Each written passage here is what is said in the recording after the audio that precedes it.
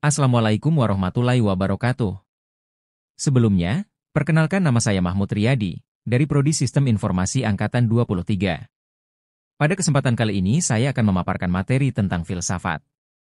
Topik ini menarik karena filsafat adalah dasar dari berbagai cara kita memahami kehidupan, dunia, dan bahkan ilmu pengetahuan itu sendiri.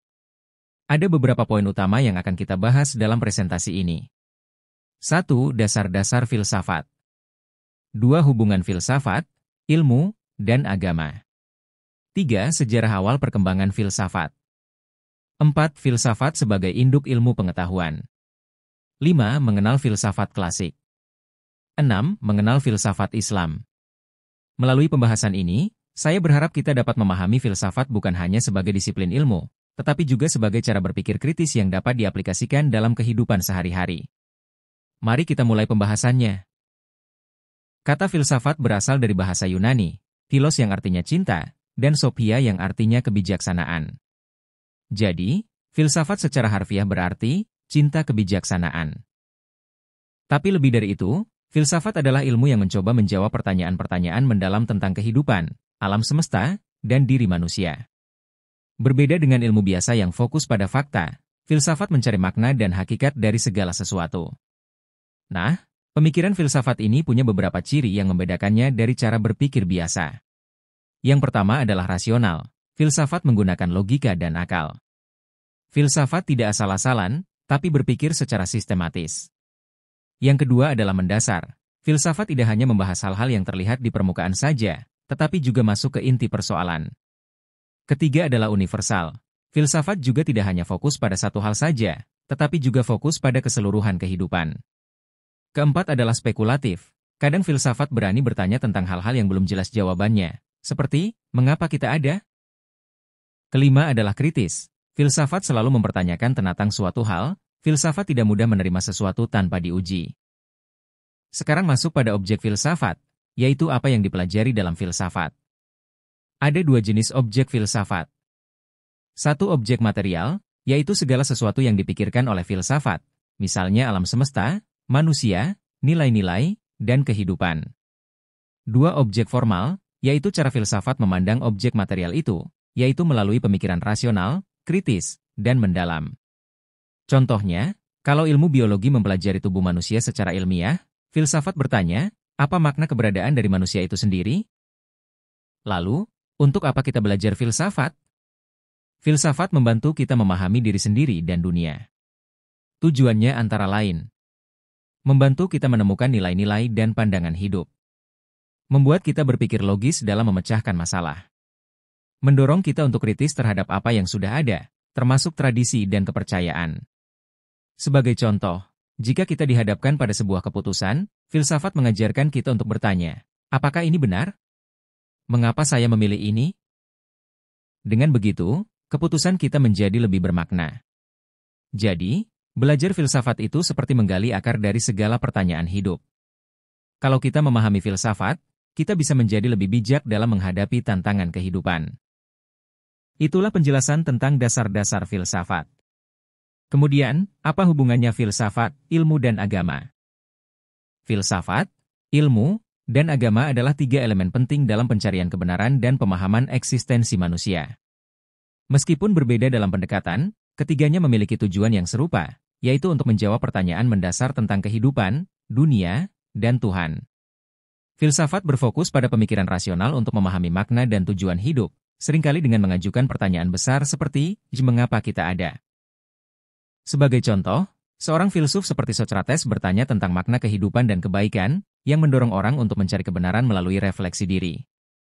Ilmu, di sisi lain, mencari jawaban dengan pendekatan empiris, menggunakan eksperimen dan pengamatan untuk memahami bagaimana sesuatu terjadi. Misalnya, melalui teori evolusi, ilmuwan seperti Charles Darwin menjelaskan bagaimana kehidupan berkembang berdasarkan bukti ilmiah. Sementara itu, agama menawarkan panduan hidup berdasarkan wahyu dan keyakinan terhadap Tuhan, menjawab pertanyaan, untuk apa kita hidup? Dalam agama Islam, misalnya, umat diajarkan untuk hidup sesuai dengan petunjuk Al-Quran dan hadis sebagai pedoman moral dan spiritual. Meskipun ketiganya berbeda, mereka memiliki kesamaan dalam tujuan mencari kebenaran dan memberikan pemahaman. Filsafat mengajak kita untuk berpikir kritis. ilmu memberikan pengetahuan yang teruji, dan agama memberi makna dan moral dalam hidup. Ketiganya juga saling berhubungan. Filsafat seringkali menjadi jembatan antara ilmu dan agama. Sebagai contoh, banyak filsuf yang berusaha menjelaskan eksistensi Tuhan dengan menggunakan logika, seperti yang dilakukan oleh Thomas Aquinas dalam argumen tentang eksistensi Tuhan.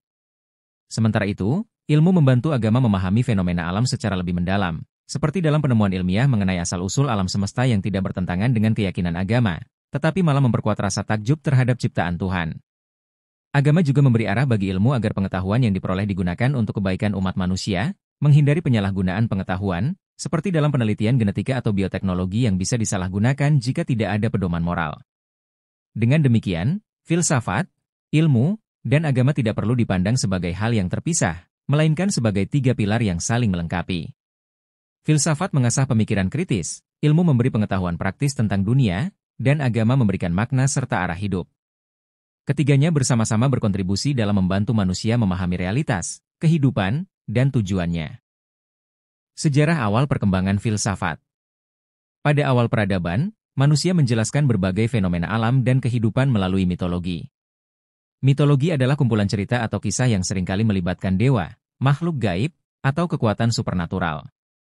Melalui mitos, manusia berusaha memahami hal-hal seperti asal-usul alam semesta, perubahan musim, dan kematian.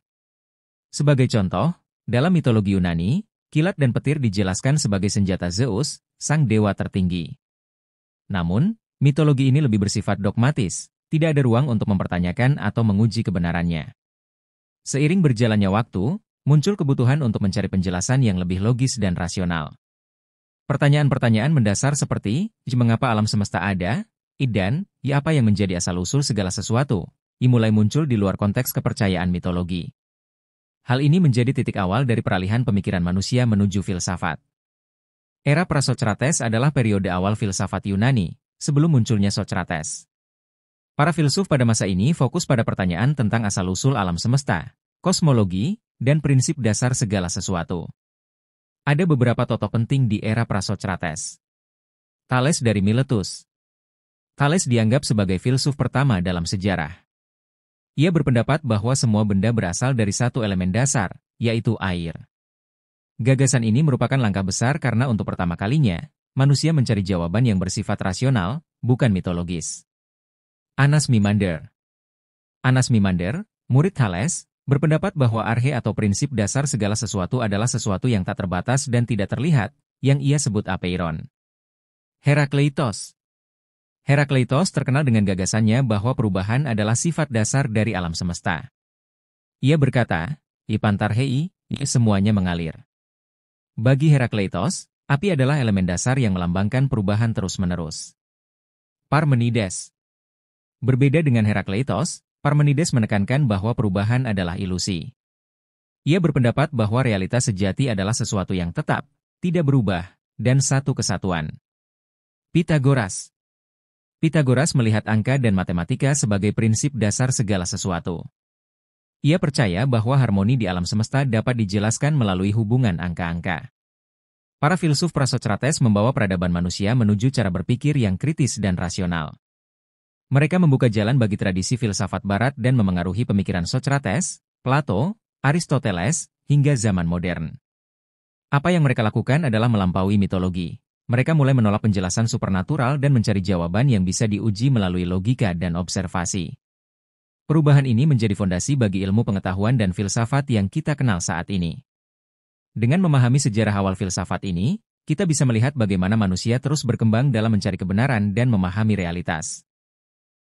Dari mitologi menuju filsafat, dan dari dogma menuju logika, perjalanan ini adalah cermin dari keinginan manusia untuk berpikir, bertanya, dan memahami dunia di sekitar mereka. Filsafat sebagai induk ilmu pengetahuan. Sejak zaman Yunani kuno, filsafat tidak hanya menjadi alat untuk merenungkan kehidupan, tetapi juga menjadi dasar untuk memahami berbagai fenomena di alam semesta.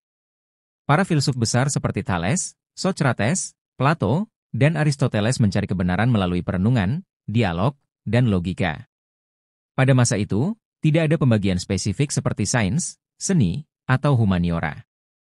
Semuanya berada di bawah naungan filsafat. Misalnya, Aristoteles, seorang filsuf besar, juga mempelajari biologi, fisika, dan logika. Ia mencoba memahami dunia ini secara holistik, dengan menggabungkan pemikiran abstrak dan pengamatan nyata. Dari sini, kita bisa melihat bahwa filsafat adalah landasan awal bagi lahirnya berbagai disiplin ilmu. Namun, seiring berjalannya waktu, manusia mulai mempelajari dunia dengan cara yang lebih terfokus. Ilmu pengetahuan pun mulai berdiri sendiri. Pada abad ke-17, kita menyaksikan lahirnya metode ilmiah. Tokoh seperti Galileo Galilei dan Isaac Newton membawa paradigma baru dengan menekankan pengamatan, eksperimen, dan pembuktian empiris. Ilmu pengetahuan akhirnya terpisah dari filsafat, tetapi tetap membawa benih dari metode berpikir logis dan sistematis yang diwariskan oleh filsafat. Proses ini terus berlangsung. Berbagai disiplin ilmu seperti fisika, biologi, kimia, psikologi, hingga sosiologi berkembang dari pertanyaan-pertanyaan filsafat. Misalnya, apa itu kehidupan, yang kemudian melahirkan biologi? Apa itu materi, yang kemudian melahirkan fisika dan kimia? Bagaimana manusia berpikir, yang kemudian melahirkan psikologi? Bagaimana manusia hidup bersama, yang kemudian melahirkan sosiologi dan ilmu politik? Namun, meskipun ilmu pengetahuan telah berdiri sendiri, filsafat tetap menjadi akar dan panduan moral. Filsafat membantu kita menjawab pertanyaan-pertanyaan mendasar seperti: untuk apa ilmu pengetahuan digunakan? Bagaimana ilmu dapat digunakan tanpa merugikan manusia dan lingkungan? Sebagai contoh, dalam perkembangan teknologi seperti kecerdasan buatan, filsafat tetap relevan untuk menimbang nilai-nilai etis dan dampaknya terhadap manusia. Ilmu pengetahuan memang berkembang pesat dan seringkali terlihat terpisah dari filsafat. Namun, kita tidak boleh lupa bahwa filsafat adalah fondasi dari ilmu pengetahuan. Dari filsafat, kita belajar untuk bertanya, merenung, dan memahami secara mendalam. Setelah kita mempelajari tentang sejarah awal perkembangan filsafat, kali ini kita akan mengenal tentang filsafat klasik, sebuah periode penting dalam sejarah pemikiran manusia, yang meletakkan dasar banyak konsep, yang masih relevan hingga sekarang. Filsafat klasik berfokus pada pemahaman hakikat kehidupan, alam semesta, kebenaran, dan moralitas melalui logika, observasi, dan refleksi. Tiga tokoh utama yang menjadi pilar penting dalam era ini adalah Socrates, Plato, dan Aristoteles. Socrates dikenal sebagai bapak filsafat karena metode dialektisnya, yaitu cara berdialog dengan pertanyaan-pertanyaan mendalam untuk menggali kebenaran. Baginya, introspeksi sangat penting, dikenal dengan ungkapan kenali dirimu sendiri.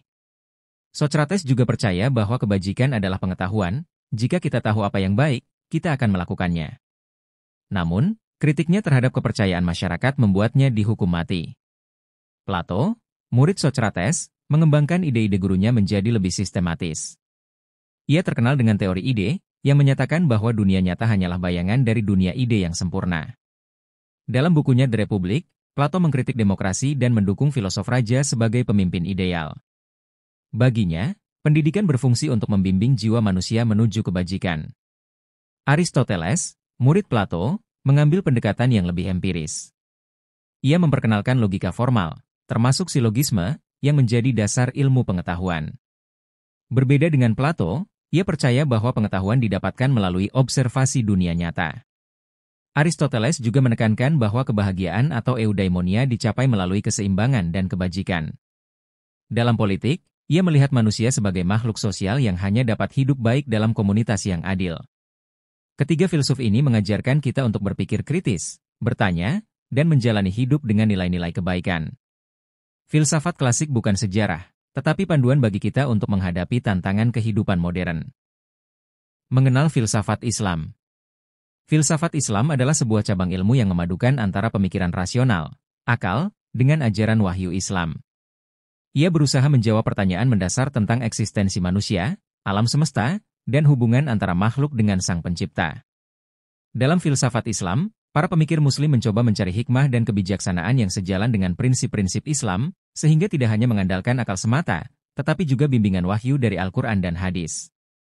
Filsafat Islam memiliki karakteristik yang unik dibandingkan filsafat lainnya, karena berusaha menjembatani antara ilmu pengetahuan dan agama, antara tradisi filsafat klasik seperti Yunani dengan nilai-nilai Islam. Tujuannya adalah untuk memberikan pemahaman mendalam tentang hakikat segala sesuatu dan peran manusia di dalamnya. Faktor munculnya filsafat Islam. Munculnya filsafat Islam tidak terlepas dari berbagai faktor, baik internal maupun eksternal, Salah satu faktor munculnya filsafat Islam diantaranya yang pertama adalah kebutuhan untuk memahami wahyu. Para ulama dan pemikir muslim di masa awal Islam merasa perlu untuk menafsirkan Al-Quran dan hadis secara mendalam. Mereka ingin menjelaskan hubungan antara akal dan wahyu dalam memahami agama dan dunia. Kemudian yang kedua adalah pengaruh peradaban lain. Setelah Islam meluas ke Persia, Mesir, dan wilayah Bizantium, umat Islam berinteraksi dengan tradisi intelektual dari Yunani, Romawi, dan India. Penerjemahan karya-karya filsafat Yunani seperti Plato dan Aristoteles ke dalam bahasa Arab menjadi landasan awal munculnya filsafat Islam. Kemudian yang ketiga adalah kebutuhan akan ilmu pengetahuan. Islam mendorong umatnya untuk mencari ilmu. Dalam upaya ini, umat Islam mengembangkan filsafat sebagai alat untuk menjawab pertanyaan ilmiah dan teologis yang tidak dapat dijelaskan hanya dengan dogma agama. Dan yang keempat adalah tantangan dari pemikiran lain. Filsafat Islam juga lahir sebagai respons terhadap pemikiran-pemikiran lain, seperti filsafat Yunani, Zoroastrianisme, dan Kristen, yang berkembang di sekitar wilayah dunia Islam. Objek filsafat Islam. Objek filsafat Islam sangat luas, mencakup berbagai aspek kehidupan dan alam semesta. Beberapa di antaranya adalah teologi, ilmu ketuhanan. Filsafat Islam mempelajari konsep ketuhanan, sifat-sifat Tuhan, dan hubungan antara Tuhan dengan makhluk ciptaannya. Kosmologi, alam semesta. Bagaimana alam semesta diciptakan, dari apa asal-muasalnya, dan bagaimana ia berfungsi menurut hukum-hukum Tuhan. Epistemologi, ilmu pengetahuan. Bagaimana manusia mengetahui sesuatu, apakah sumber kebenaran berasal dari akal, wahyu, atau pengalaman. Etika dan moralitas. Filsafat Islam membahas bagaimana manusia harus hidup, tujuan hidup, dan bagaimana mencapai kebahagiaan sejati. Politik dan masyarakat. Bagaimana sistem pemerintahan yang ideal menurut Islam, apa hubungan antara agama dan politik. Pemikiran filosof Muslim tentang penciptaan alam. Penciptaan alam merupakan salah satu tema utama dalam filsafat Islam. Beberapa pandangan filosof Muslim tentang hal ini adalah Al-Farabi. Al-Farabi menggambarkan penciptaan alam sebagai proses emanasi, yaitu pancaran dari Tuhan sebagai sebab utama. Alam semesta terbentuk secara bertahap melalui akal-akal yang lebih rendah hingga mencapai dunia materi. Ibn Sina. Ibn Sina juga menggunakan teori emanasi. Menurutnya, Tuhan adalah wujud yang wajib ada, wajibul wujud, dan segala sesuatu yang ada di alam semesta berasal darinya. Alam semesta tidak diciptakan dari ketiadaan, tetapi merupakan manifestasi dari keberadaan Tuhan yang abadi. Al-Ghazali. Al-Ghazali mengkritik konsep emanasi dan lebih menekankan bahwa alam semesta diciptakan dari ketiadaan melalui kehendak Tuhan. Bagi Al-Ghazali, Tuhan menciptakan alam semesta secara langsung, dan segala peristiwa di dalamnya terjadi atas kehendaknya. Ibnu Rushd. Ibnu Rushd mendukung gagasan bahwa penciptaan alam berjalan sesuai hukum-hukum yang tetap, sunnatullah. Tuhan menciptakan alam semesta dengan keteraturan yang dapat dipahami oleh akal manusia. Ikhwan al-Safa. Kelompok ini memandang penciptaan alam sebagai perwujudan kesempurnaan Tuhan. Mereka menjelaskan bahwa setiap elemen di alam semesta memiliki fungsi tertentu dalam mencapai harmoni yang dirancang oleh Tuhan. Filsafat Islam tidak hanya menjadi sarana berpikir logis, tetapi juga berfungsi untuk memperkokoh iman kepada Allah. Dengan memadukan rasionalitas dan wahyu, filsafat Islam mengajarkan kita untuk memahami hidup secara lebih mendalam dan terus mengeksplorasi ilmu pengetahuan tanpa meninggalkan nilai-nilai spiritual. Mungkin itu saja yang bisa saya sampaikan tentang filsafat. Kurang lebihnya mohon maaf. Wassalamualaikum warahmatullahi wabarakatuh.